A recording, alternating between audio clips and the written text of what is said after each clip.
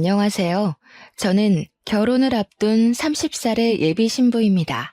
오늘 저의 예비 남편과 함께 살게 될 신혼집을 계약함으로써 결혼에 대한 모든 준비가 마쳐졌어요.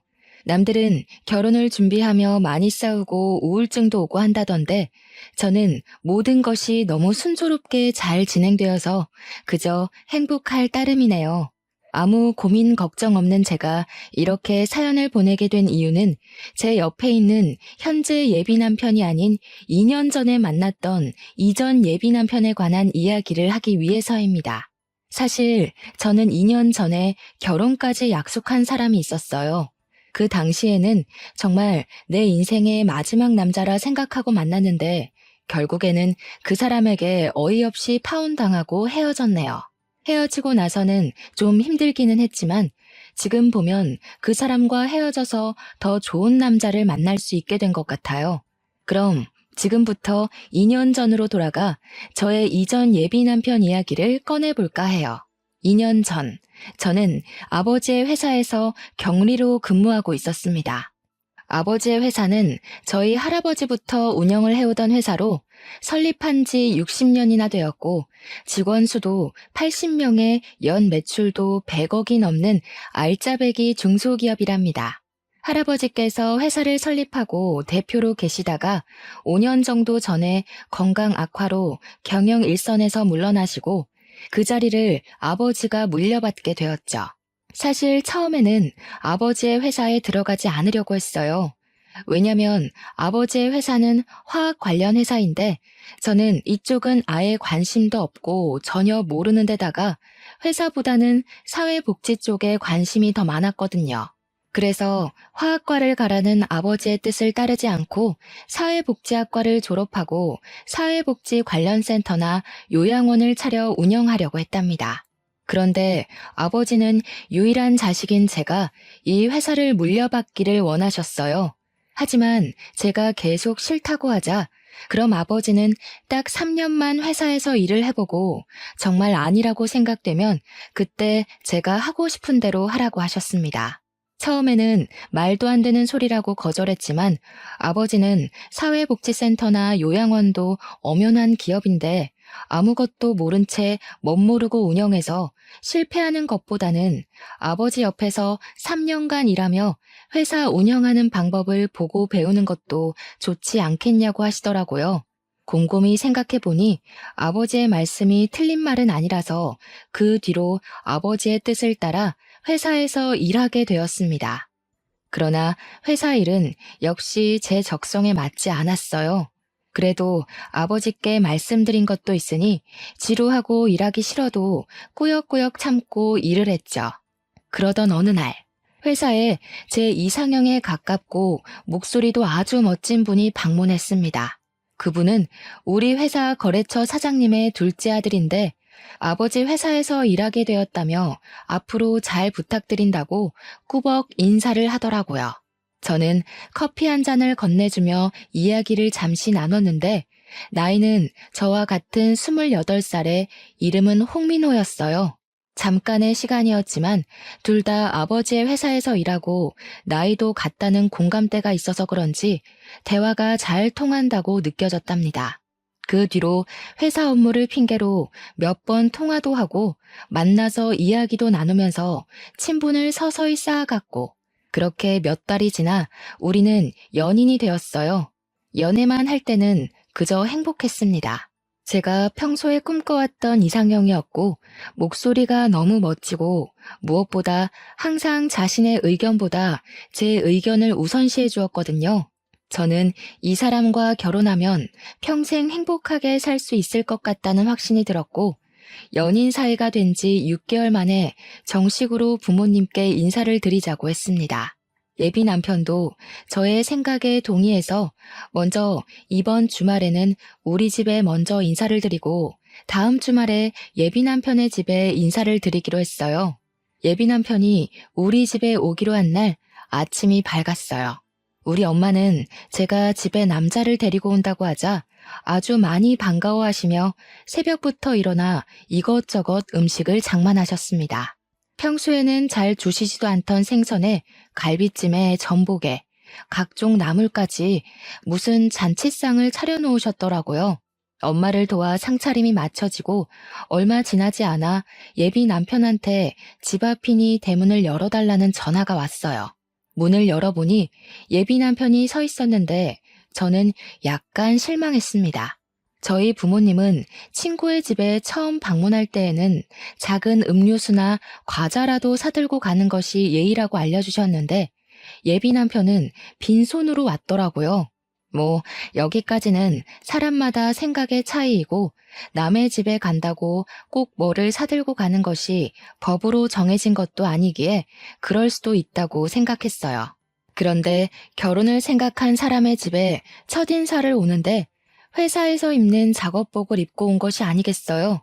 제가 회사에서 일하다가 온 거냐고 물으니 그것도 아니고 작업복이 제일 편해서 그냥 입고 왔다고 하더라고요. 사실 우리가 그동안 만날 때마다 예비 남편은 회사에서 일하다가 와서 작업복을 그대로 입고 만났어요. 어차피 둘이서만 만나는 거고 예비 남편은 아버지의 회사를 물려받을 생각으로 회사에서 먹고 자고 생활하니 그런 부분에 대해 큰 불만은 없었습니다. 하지만 오늘은 엄연히 결혼을 염두에 두고 만나는 첫 자리인데 작업복을 입고 오는 것은 좀 아니잖아요. 게다가 일하다가 온 것도 아니고 그냥 단순히 편하다는 이유로 이렇게 왔다는 것이 저는 이해가 잘 되지 않더라고요. 부모님도 조금 당황하신 눈치였지만 일단 제가 집에 처음으로 데리고 온 남자이니 반갑게 맞이해 주셨습니다. 예비 남편은 엄마가 준비하신 음식을 아주 맛있게 먹었고 엄마는 그런 모습이 보기 좋았는지 이것저것 더 먹으라고 챙겨주시더라고요. 아버지는 거래처 사장님의 아들과 이렇게 연이 닿은 것이 신기하다며 이것도 인연이라면 인연이니 앞으로 우리 회사와 예비 남편의 회사가 서로에게 도움을 주는 좋은 관계로 남았으면 좋겠다고 하셨어요. 그리고 다음 주 제가 예비 남편의 집에 인사를 드리러 가기로 한 날이 되었습니다. 저희 부모님은 그래도 첫 방문이니 뭐라도 들고 가야 한다며 과일 바구니를 준비해 주셨어요.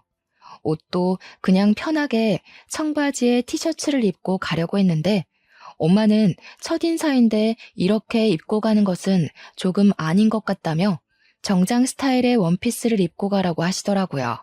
그렇게 저는 원피스에 과일 바구니를 들고 예비 남편의 집 앞으로 가서 전화했습니다. 그런데 예비 남편이 전화를 받지 않더라고요. 2번, 3번 해도 전화를 받지 않길래 벨을 눌렀더니 예비 남편이 자다 일어난 얼굴로 잠옷을 입고 나왔어요. 오늘 분명히 인사를 드리러 간다고 어제 통화까지 했는데 지금 이 시각까지 잠을 자고 있느라 전화도 받지 못했다는 것이 좀 그렇더라고요.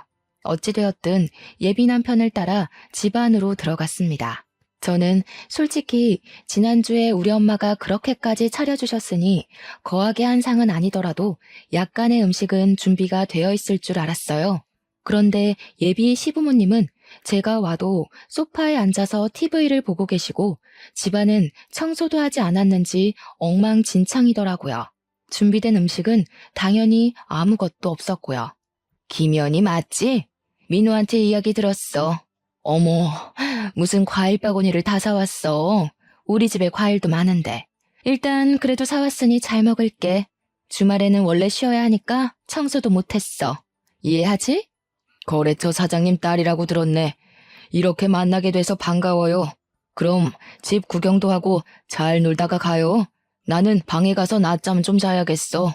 저는 분명히 이 집에 결혼을 생각하고 첫인사를 온 것이었는데 부모님은 제가 그냥 친구로서 놀러 온 것으로 생각했는지 아무 준비를 하지 않으셨더라고요. 뭔가 좀 이상했지만 일단 예비 남편을 따라 집과 예비 남편의 방을 구경했어요.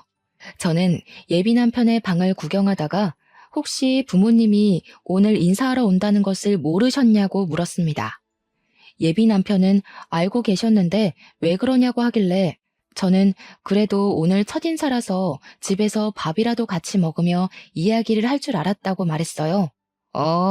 우리 집은 원래 주말에는 늦게 아침 먹어서 점심을 잘 안 먹어. 대신에 저녁을 빨리 먹지. 그리고 사실 지금 이 시각은 낮잠 시간이야. 뭐?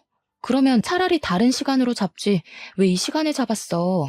나는 그래도 오늘 부모님이랑 이야기도 좀 나누고 할 줄 알았는데.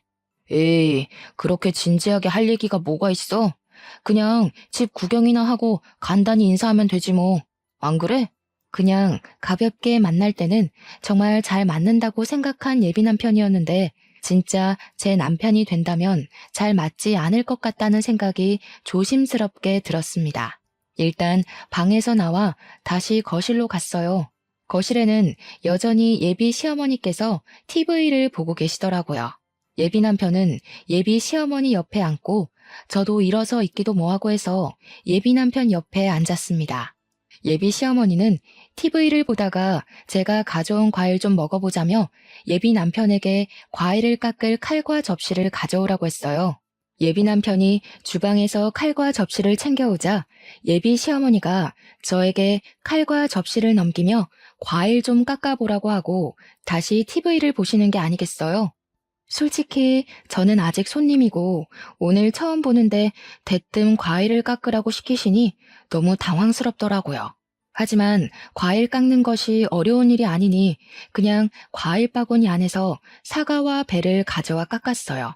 연희야, 껍질이 너무 두껍네. 껍질을 얇게 깎아야지. 너 회사 일하느라 살림은 하나도 해보지 않았구나? 티가 너무 난다. 결혼하기 전에 과일 깎는 법부터 배워와. 알겠니? 예비 시어머니는 제가 깎아둔 껍질을 들고 너무 두껍게 깎았다고 타박하며 과일을 드시기 시작했어요. 예비 남편은 예비 시어머니의 그런 말을 듣고도 아무 말도 하지 않고 과일을 혼자 집어먹더라고요. 솔직히 우리 집에서는 예비 남편 온다고 상다리 휘어지게 잔치상을 차려 대접했는데 여기서는 물 한 잔도 받아 먹지 못하고 이렇게 과일이나 깎고 있으며 타박까지 듣는 것이 화가 났어요. 그래도 처음 뵙는 자리인데 굳이 소란을 만들고 싶지는 않아서 그냥 꾹 참고 있었습니다. 그런데 너네는 결혼하면 엄마한테 용돈 얼마 줄 거야? 연희 너희 회사는 꽤 크니까 부모님 도움 많이 받을 수 있지 않아? 나중에 연희 네가 회사 물려받을 수도 있고 말이야. 저는 아버지 회사에는 관심 없어요. 지금은 3년만 회사에 다녀보라고 하셔서 그냥 다니고 있는 거예요. 그리고 저는 결혼할 때 친정의 도움 없이 제 힘으로 결혼을 하고 싶어요. 그래? 그럼 뭐 많이 모았어? 할아버지께서 저 20살 때 성인 된 기념으로 주신 제 명의 아파트 하나 있고 어릴 때부터 돈 모으고 투자도 하고 해서 결혼을 준비할 정도의 돈은 있어요. 아파트가 있어? 그럼 네 아파트에서 너희 신혼살림 꾸리면 되겠다. 참, 요새 내 주변에 며느리 본 사람들 이야기 들어보니까 며느리들이 시댁에 한 달에 100만 원씩 용돈 준다더라. 자산이 그 정도나 있으면 너희도 한 달에 용돈 100만 원 가능하겠다. 우리 민호가 여자는 기막히게 잘 골라왔네. 엄마, 당연하지. 연희도 회사 계속 다니고 나도 아버지 밑에서 일하면 그 정도는 가능하지 않겠어? 연희야, 그치? 저는 솔직히 아버지 회사 3년만 다니고 관두고 제 갈 길을 갈 것이고 제 명의 아파트는 여기서 먼 서울이라 거기서 신혼살림을 꾸릴 생각 없습니다. 그리고 시부모님 용돈은 아직 생각을 해보지는 않았지만 한 달에 100만 원은 조금 과한 것 같다는 생각이 드네요. 그리고 시부모님께 한 달에 100만 원을 드리면 친정 부모님께도 100만 원씩 드려야 하는데 그럼 한 달에 200만 원이 나가는 셈이 되니 너무 부담되네요. 너도 설마 시댁과 친정이 무조건 똑같아야 한다고 생각하는 그런 아이니? 어차피 친정은 회사도 엄청나게 잘 되고 돈도 많은데 굳이 용돈을 왜 드려? 그리고 아파트가 회사가 멀어서 그곳에서 신혼집 못 꾸리겠으면 그 집 팔면 되잖아. 그 팔고 난 돈으로 이 근처에다가 신혼집 얻어서 살면 되지. 그러면 빚도 생기지 않고 딱 좋네. 그치? 무조건 안 된다고 하지만 말고 내 말 한번 진지하게 생각해봐. 어른 말 잘 들으면 자다가도 떡이 나온단다 얘야. 예비 시어머니는 제 명의 아파트를 판 돈으로 이 근처에 신혼집을 마련하고 한 달에 자신에게 100만 원씩 보내주길 바라는 눈치였습니다. 저는 그런 요구가 너무 기가 막혔어요. 제 명의 아파트니까 필요하다면 제 마음대로 아파트를 팔 수 있기는 하지만 할아버지의 선물이니 될 수 있으면 오래 가지고 있다가 나중에 의미 있게 사용하고 싶었거든요. 그런데 예비 시어머니는 그 아파트를 팔고 집을 마련하라고 하고 심지어 한 달에 100만 원이나 되는 큰 용돈을 그저 바라고만 계시더라고요. 솔직히 우리 부모님은 결혼한다고 하면 이것저것 해주신다고 난리이실 텐데 예비 시어머니는 결혼하면 그저 이것저것 받을 생각뿐인 것 같아서 매우 실망스러웠답니다. 제 표정이 좋지 않자 예비 남편은 제가 피곤해 보인다며 집에 데려다 준다고 어서 가자고 했어요. 그래서 그냥 인사하고 바로 그 집에서 나왔습니다. 엄마가 그냥 농담으로 이야기하는 건데 꼭 그렇게까지 진지하게 얘기해야겠어? 너는 꼭 쓸데없이 진지하더라. 농담? 내 명의로 된 아파트를 팔아서 신혼집을 마련하고 한 달에 100만 원이나 용돈을 바라시는 게 농담이야? 그리고 지금 우리는 그냥 친구 사이로 만나는 게 아니라 결혼을 생각하며 만나는 거야. 당연히 이런 돈 문제는 진지하게 이야기를 해야 하는 거 아니야? 내 생각엔 우리가 당장 상견례하고 결혼 날짜 잡은 것도 아닌데 네가 너무 앞서간 것 같아. 솔직히 이런 이야기는 상견례를 하고 나서 말해도 되잖아. 그니까 이런 거에 싸우지 말자. 예비 남편은 그저 대충 얼버무리려 했습니다.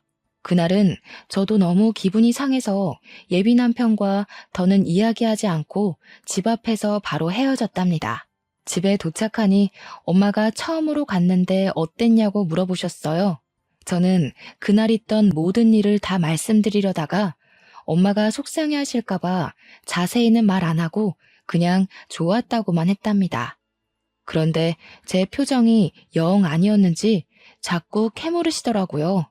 어쩔 수 없이 모든 상황을 이야기하니 저번에 우리 집에 올 때도 빈손으로 오고 복장도 그래서 좀 실망했는데 역시나 그런 일이 있었냐며 결혼하는 것은 진지하게 고민해봐야겠다고 하셨어요. 솔직히 제 생각도 엄마의 생각과 다르지 않았습니다. 오늘 한 번 뵀지만 예비 시댁은 너무 기본적인 예의도 없고 아무것도 안 하고 그저 바라기만 하는 것이 보였거든요. 저녁을 먹을 때도 제가 계산하고 커피나 술을 마실 때도 다 제가 계산했습니다. 심지어 예비 남편 집을 방문하고 일주일 후가 제 생일날이었는데 생일 선물은커녕 케이크 한 조각도 없었더라고요. 제 생일날도 그냥 작업복 입고 와서 식당에서 밥을 먹고는 예비 남편이 산다길래 알겠다고 했는데 계산하려고 보니 지갑을 회사에서 가져오지 않았다는 거예요. 사람이 바쁘면 그럴 수도 있겠지 싶어 제가 식사 비용을 계산했어요. 그런데 어이없는 건 차에 가보니 지갑이 떡하니 있더라고요. 지갑을 본 예비 남편이 당황해하는데 일부러 놓고 간 것 같다는 생각이 들었답니다. 뭐 우리가 그리 비싼 밥을 먹은 것도 아니니 제가 얼마든지 계산을 할 수 있었고 제 생일이라고 꼭 선물을 받아야 한다는 것도 아니에요. 그런데 요리조리 피하면서 그냥 돈을 한 푼도 쓰지 않으려는 모습이 보이니까 너무 얄밉더라고요. 그렇게 한 달이라는 시간이 지났습니다. 한 달 동안 예비 남편은 저와 만나며 한 번도 계산하지 않았고 저 혼자 데이트 비용을 내니 너무 부담스러워서 만나는 횟수도 줄이고 있었답니다. 그러다가 예비 남편의 생일이 다가왔고 선물을 준비하려다가 예전에 예비 남편이 제게 했던 대로 그냥 밥만 먹으려고 했어요. 맘 같아서는 저도 똑같이 지갑을 두고 가고 싶었지만 그래도 그건 아닌 것 같아 그러지는 않기로 했네요. 그런데 자신의 생일 일주일 전부터 블루투스 이어폰이 일할 때 필요하다며 자꾸 블루투스 이어폰을 생일 선물로 사달라는 식으로 이야기하더라고요. 저한테 돈을 한 푼도 쓰지 않으려는 예비 남편에게 굳이 블루투스 이어폰을 사주고 싶지는 않았어요. 제가 예비 남편의 엄마도 아닌데 왜 블루투스 이어폰을 사다 줘야 하나요? 그래서 저는 그냥 계속 모른 척하고 예비 남편 생일날 아무 선물 없이 밥만 먹고 헤어졌네요. 그렇게 일주일 정도가 지나 금요일이 되었습니다. 회사에서 일하는데 아버지가 저를 대표실로 부르셔서 들어가 보니 눈물을 흘리시며 퇴근할 준비를 하고 계시더라고요. 무슨 일이냐고 여쭤보니 건강이 좋지 않으셔서 입원해 계시던 할아버지께서 곧 돌아가실 것 같으니 빨리 병원으로 오라고 연락이 왔다는 거예요. 저는 아버지를 모시고 바로 병원으로 갔습니다. 병원에 가니 이미 엄마는 도착해 계셨는데 할아버지는 숨쉬기조차 버거워 보이셨어요. 그 와중에도 아버지와 제가 온 것을 보시고는 힘겹게 미소를 지으시고 눈을 지그시 감으시더라고요. 그렇게 감긴 할아버지의 눈은 영원히 떠지지 않았답니다. 우리 가족은 고인이 되신 할아버지의 장례 준비를 시작했어요. 빈소를 차리고 영정사진을 준비하고 지인들에게 부고를 보냈죠. 예비 남편에게도 부고를 보내니 지금 바로 장례식장으로 가겠다는 연락이 왔어요. 그리고 전화를 끊고 1시간 만에 예비 남편이 장례식장에 도착했어요. 예비 남편은 먼저 할아버지께 인사를 드리고 나서 우리 가족을 돕다가 늦은 밤이 되어서야 집으로 돌아갔네요. 저는 할아버지가 돌아가셨다는 소식을 듣자마자 바로 달려와서 도와준 예비 남편에게 너무 고마웠어요. 사실 그 전까지만 해도 예비 남편에게 많이 서운했었지만 그런 감정이 모두 다 사라지고 그저 고맙고 또 고마울 따름이었습니다. 그리고 다음날 할아버지의 입관식을 마치고 슬픔에 잠겨 있는데 모르는 번호로 전화가 왔어요. 내 번호 몰랐지? 나 민호 엄마. 그니까 장차 너의 시어머니가 될 사람이야. 다름이 아니고 오늘 오후에 김치 담글 건데 와서 배워. 결혼 전에 시댁에 드나들면서 가족들과도 친분을 쌓고 해야 하는 거다.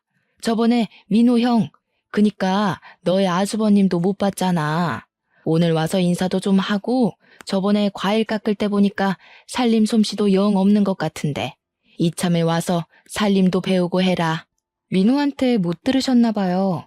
저희 할아버지 돌아가셔서 지금 장례식 중이에요. 저 못 갑니다. 알아. 어제 민호한테 들었어. 그런데 부모 장례식도 아니고 조부모 장례식인데다가 너는 손녀인데 굳이 꼭 사흘 내내 있어야 하니? 그냥 내일 발인 때나 가면 되지. 일손이 부족하기도 하고 지금 할 일이 태산이니까 어서 와라. 알겠니? 정말 너무하시네요. 제가 진짜 그 집 며느리도 아니고 설사 며느리라 해도 할아버지가 돌아가시면 시댁에 무슨 일이 있어도 당연히 장례식장에 가야 하는 거 아닌가요? 지금 결혼도 안 한 제가 할아버지의 장례식도 불참하고 고작 예비시댁에 김장하러 가야 할 이유 전혀 없다고 보는데요. 뭐? 너 말 다 했니? 고작 예비시댁? 그리고 김장이 얼마나 중요한 일인데 어떻게 말을 그딴 식으로 하니? 너 정말 못 배워먹은 아이구나. 정말 너무하다. 정말 너무한 건 어머님이시죠. 그리고 누구든 조부상 중이면 이런 말 전에 위로부터 하는 게 당연한 겁니다. 조부상을 당한 것을 알면서도 위로는커녕 김치를 담그러 오라니. 지나가는 사람 붙잡고 물어보세요. 이게 옳은 일인지요? 저는 처음에 예비 시어머니가 김장하러 오라길래 당연히 할아버지가 돌아가신 사실을 모른다고 생각했습니다. 그런데 예비 시어머니는 그 사실을 아는데도 저는 손녀이니 굳이 3일 다 있을 필요가 없다며 김장을 배우러 오라고 하는 게 아니겠어요. 제가 참지 않고 말대꾸를 하자 예비 시어머니는 황당해하면서 더 뭐라고 하려고 했지만 입관식을 할 때 하도 울어서 목소리도 잘 나오지 않고 더는 그런 쓸데없는 말을 들을 필요가 없다고 생각되어 그냥 끊어버렸습니다. 잠시 뒤에 예비 남편한테 문자가 오더라고요. 엄마가 김장할 때는 할 일이 많아서 예민해져 있다며 방금 엄마가 전화로 이야기한 것은 자신이 대신 사과한다고 미안하다고요. 저는 뭐라고 더 따지려다가 장례식 중이라 싸울 기운도 없고 장례식 둘째 날이 토요일이라 손님이 많이 계셔서 그냥 알겠다고 답장하고 말았네요. 그리고 셋째 날 새벽부터 예비 남편이 왔더라고요. 할아버지의 발이 나는 것을 지켜보고 우리 가족이 울고 있으니 손수건을 가져다 주기도 하고 다들 밥을 먹지 못하고 있으니 율무차를 뽑아오는 등 알뜰살뜰히 우리 가족을 챙겨주었습니다. 전날 김장하느라 예비 남편도 힘들었을 텐데 새벽부터 와서 함께 해주니 너무 고마웠어요. 예비 남편이 잠깐 자리를 비웠을 때 엄마는 처음에 사람이 영 아닌 것 같았는데 다시 보니 오해한 것 같다고 하셨어요. 저 역시 할아버지의 장례식을 통해 예비 남편이 다시 보였답니다. 모든 장례를 마치고 아버지도 너무 고맙다며 조만간에 크게 밥 한 번 사겠다고 약속하셨어요. 그 후로 부모님은 예비 남편에게 밥을 사줘야 하니 약속을 잡으라고 했지만 예비 남편의 회사 일이 갑자기 바빠지는 바람에 그 뒤로 밥은커녕 데이트도 제대로 못했네요. 시간이 흘러 설날이 다가왔어요. 우리 가족은 명절이 되면 평소에 바빠서 가지 못했던 여행을 가요. 연휴가 길면 해외로 가기도 하는데 이번에는 연휴가 짧아서 제주도로 여행을 가기로 계획하고 이 사실을 예비 남편에게도 이야기했습니다. 제주도? 그럼 설날에 우리 집 못 와? 당연히 못 가지. 그리고 우리가 아직 결혼도 안 했고 날짜를 확실히 잡은 것도 아닌데 아직 연휴라고 가는 건 좀 그렇지. 안 그래? 우리 집은 당연히 네가 명절 때 와서 음식도 장만하고 차례상도 같이 준비한다고 생각했는데 어차피 매년 갔던 여행인데 이번 여행은 너만 빠지고 우리 집에 와서 자고 가면 안 되나? 이미 비행기 표까지 다 예약했는데 어떻게 그래? 그리고 내가 명절 때 너네 집 가면 너는 우리 집에 올 거야? 너네 집은 제주도 간다며. 그니까 가봤자 의미가 없지. 될 수 있으면 빠져봐. 이번에 우리 엄마 허리 디스크 와서 음식도 못 하신단 말이야. 너라도 와서 좀 도와드려. 그래야 너도 점수도 따고 하지. 안 돼, 못 빠져. 그리고 어머니가 허리 디스크가 오셔서 음식을 못 하시면 아들인 너랑 형이 도와야지. 왜 나한테 와서 도우라고 해? 난 좀 이해가 되지 않네. 우리 어차피 결혼할 사이 아니야? 그럼 집안일 있으면 서로 돕고 하는 거지. 그래서 저번에 너네 할아버지 장례식 때도 내가 가서 도왔잖아. 그럼 너도 당연히 한 번은 도와야 하는 거 아니야? 그래. 네가 할아버지 장례식 때 와서 옆에서 챙겨준 거는 너무 고맙게 생각하고 있어. 그 부분은 네가 시간적 여유가 있을 때 크게 밥 한 번 살게. 그런데 아무리 그래도 아직 결혼식 날짜도 잡지 않았고 상견례도 하지 않았는데 명절이라고 가서 음식 장만하는 건 아직은 아닌 것 같아. 예전에 너 말 맞다 나 상견례하고 결혼 날짜 잡은 것도 아닌데 네가 너무 앞서간 것 같아. 거참 말 섭섭하게 하네. 그럼 나랑 뭐 결혼 안 하겠다는 거야? 그게 아니고 아직 결혼한 것도 아니고 상견례도 안 한 이 마당에 벌써 너네 집에 가서 며느리 노릇을 하는 건 아닌 것 같다고. 어차피 결혼하면 앞으로는 친정에서 이렇게 시간 보내지도 못할 텐데 결혼 전엔 우리 가족끼리 시간을 보내는 편이 더 좋을 것 같아. 일단 너의 뜻이 뭔지 알았어. 그럼 엄마한테는 그냥 여행을 간다는 말 안 하고 친척 집에 간다고 할게. 왜 굳이 그렇게 거짓말해? 그냥 여행을 간다고 해. 내가 뭐 친구들이랑 가겠다는 것도 아니고 매년 해왔던 것처럼 가족끼리 여행 가겠다는데 꼭 그게 그렇게 잘못된 거야? 매년 해왔다 해도 그렇지. 예비 며느리가 시댁에 와서 일은 하지 않고 여행을 간다는데 그걸 반길 시부모가 어딨겠어? 글쎄, 나는 굳이 거짓말을 왜 해야 하는지 잘 모르겠네. 난 솔직히 이런 거로 우리가 다투는 것도 이해가 안 가. 그리고 예비 며느리? 우리가 뭐 결혼식 날짜라도 잡았니? 상견례라도 했어? 저와 예비 남편은 서로의 생각을 전혀 이해하지 못했어요. 그렇게 시간이 흘러 설 연휴가 시작되어 우리는 계획대로 제주도로 떠났습니다. 제주도 숙소에 도착해서 짐을 풀고 있는데 예비 시어머니한테 전화가 왔어요. 나다. 너 가족끼리 제주도 갔다며?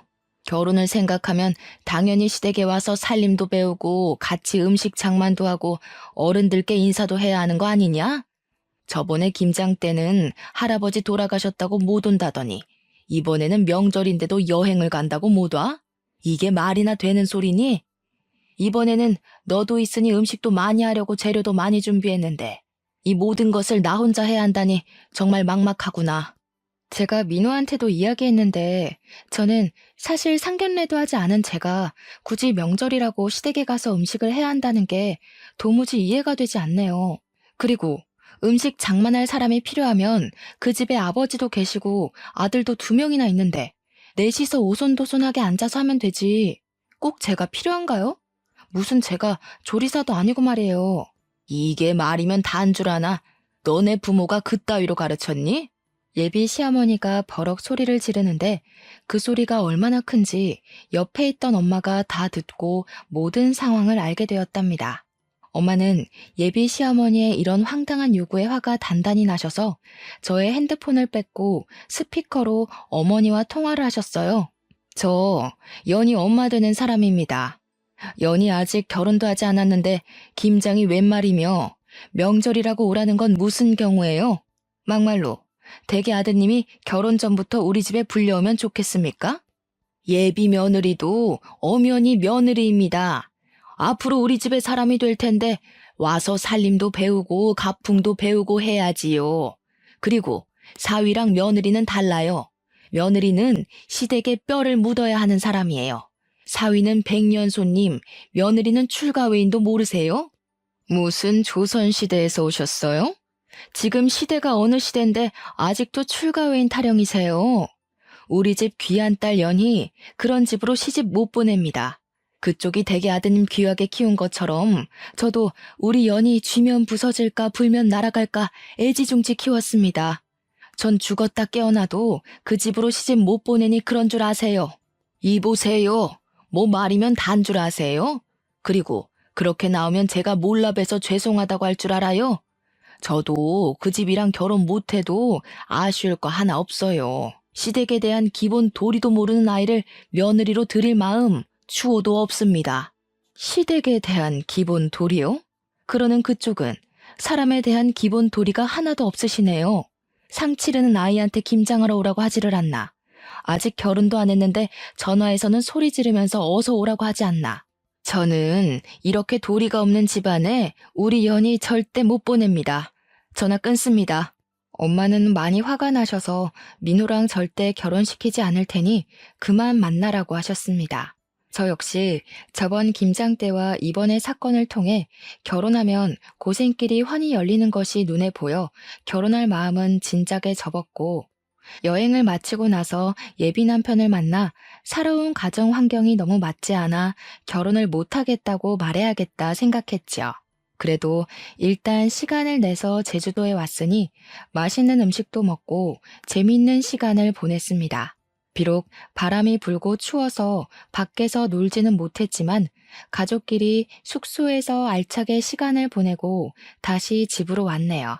여행을 마치고 집으로 돌아와서 예비 남편에게 전화했는데 받지 않더라고요. 문자와 카톡을 남겨도 읽지도 않고 답장도 없었어요. 그 다음 날도 그 다음 날도 예비 남편은 연락이 되지 않았습니다. 집으로 찾아갈까 했지만 뭐 지금 서로 애틋해서 하루라도 못 보면 죽겠는 사이도 아니고 헤어지자고 말하려는 판에 굳이 집 앞까지 찾아가고 싶지는 않더라고요. 그냥 언젠간 연락이 오겠지 싶었고 또 무엇보다 우리 회사에 업무차 2주일에 한 번씩은 오니까 언젠간 회사에서 볼 거로 생각했답니다. 그렇게 연락이 되지 않은 지 4일 정도가 지났어요. 예비 남편의 회사에서 사람이 왔다길래 보니까 예비 남편이 아닌 다른 사람이 와 있더라고요. 혹시 누구시냐고 했더니 예비 남편 회사 사장님의 첫째 아들, 즉 예비 남편의 형이었어요. 인사를 하고 제자리에 와서 일하려는데 회사에서 오랫동안 근무를 한 과장님이 예비 남편의 형이 예전에 파혼하고 정말 오랜만에 왔다는 거예요. 무슨 말이냐고 했더니 4년 정도 전에 결혼한다며 엄청나게 좋아하면서 청첩장까지 돌렸는데 결혼하지 못했대요. 그러면서 외모도 나쁘지 않고 성격도 좋으신 분 같은데 왜 파혼을 했는지 모르겠다고 하더라고요. 저는 그 이야기를 들으니 왜 파혼한지 알 것만 같았어요. 시어머니라는 사람이 아직 상견례도 안 하고 결혼 날짜도 잡지 않은 제게 앞으로 며느리가 될 사람이라며 얼토당토 아니한 것들을 과하게 요구하는데 결혼 날짜까지 잡았었다면 황당하고 어이없는 것들을 얼마나 요구했겠어요. 보나마나 불보듯 뻔하죠. 형님이 성격이 좋아도 시어머니 자리가 그 모양인데 어떻게 결혼까지 할 수 있었겠습니까? 저는 형님과 결혼하려고 했던 그 여자분의 마음이 100번, 1000번 이해가 가더라고요. 그렇게 한 달 정도가 지났지만 여전히 예비 남편은 연락도 문자도 없었어요. 물론 우리 회사에도 오지 않았고요. 연락이 없는 지 2달 정도 되었을 때 집에서 쉬고 있는데 아버지가 아직도 민호와 만나고 있냐고 물어보셨습니다. 그래서 솔직히 제주도에 다녀온 이후로 연락이 두절돼서 만나고 있지는 않은데 따로 집에 가서 기다리기도 싫고 해서 그냥 연락 없이 지내고 있다고 했어요. 10살짜리 애들도 아니고 결혼까지 생각했다가 헤어질 마음이 있으면 만나서 이야기하고 제대로 끝내야지. 일방적으로 연락을 끊는 건 무슨 경우라니? 아들이나 그 아버지나 정정당당하지 못한 것은 똑같구나. 사실 민호네 회사에서 우리 회사 제품이 좋지 않은 것처럼 거짓말을 하며 악의적으로 허위 사실을 유포했단다. 내가 알아보니 거기 사장, 그러니까 민호의 아버지가 그런 짓을 벌인 것 같아. 그래서 요새 회사 매출이 떨어진 거예요? 보니까 거래처에서 연락도 많이 안 오고 거래량도 많이 줄었더라고요. 그래. 그래서 거래처 사장들한테 일일이 다 전화해서 오해라고 말하고는 있는데 일단 너는 지금 헤어진 것이 맞는 거지? 마음 같아서는 경찰에 허위사실 유포죄로 고소해버리고 싶지만 경찰서 들락날락하는 것도 번거로운 일이니 그렇게까지는 않고 그냥 너와 민호와 있던 일들 거래처에 이야기하며 인성이 좋지 않은 집안이라고 거래처들에 말하고 싶은데 그래도 되겠니? 네, 전 그래도 상관없어요. 그냥 그렇게 꼭 해주세요. 그런 집은 절대로 잘 되면 안 돼요. 그 후로 아버지는 거래처 사장님들께 예비 남편과 저의 이야기를 다 퍼뜨렸습니다. 그랬더니 거래처 사장님들은 예비 남편의 회사가 경영도 아주 더럽게 하고 인성도 별로라며 하나 둘씩 예비 남편의 회사와 거래를 끊겠다고 했답니다. 결국 예비 남편의 회사는 매출이 없어 회사가 문을 닫았고 이렇게 회사가 망하고 나니 그제야 예비 남편에게 전화가 왔어요. 야, 너네 아버지 때문에 우리 회사 다 망했잖아. 이게 지금 뭐 하는 짓이야, 치사하게. 오랜만이네. 몇 달 만에 연락했으면 최소한 그동안 잘 지냈냐고 안부 인사 먼저 하는 게 예의 아니니? 먼저 치사하게 나온 쪽이 누군데 우리한테 난리야? 우리 아버지가 무슨 근거 없는 이야기 했니? 우리는 실제 사실을 이야기한 것뿐이야. 그리고 너는 애도 아니고 헤어진다고 잠수를 타냐? 나 참 어이가 없어서. 아니다. 기본적인 예의도 모르고 바라는 것만 많은 너네 집이랑 시작 전에 이렇게 헤어지는 게 다행이지. 아무래도 우리 집 조상신이 나를 구해준 것 같네. 뭐? 너 어떻게 말을 그따위로 해? 제정신이야? 아무리 그래도 우리 결혼을 생각하고 진지하게 만났던 사이였어. 그래, 우리 결혼을 생각한 사이였지. 그런데 너는 그렇게 잠수 타냐? 지금 우리 거의 3달 만에 연락한 건 알고 있지? 우리가 정말 진지하게 만남을 생각했다면 이렇게 오랫동안 잠적했겠어? 우리는 이제 결혼을 앞뒀던 사이가 아니라 원수보다도 못한 사이가 된 거야. 알겠니? 더는 너랑 내가 할 얘기 없을 것 같은데 끊는다. 차마 잘 지내라는 말은 못하겠다. 안녕. 저는 마지막으로 하고 싶던 말 다 쏟아내고 끊어버렸고 그 뒤로 연락이 오지 않았습니다. 이렇게 저는 파혼했네요. 그 뒤로 한동안은 뭔가 마음이 허해서 회사 일과 공부에만 미쳐서 살았어요.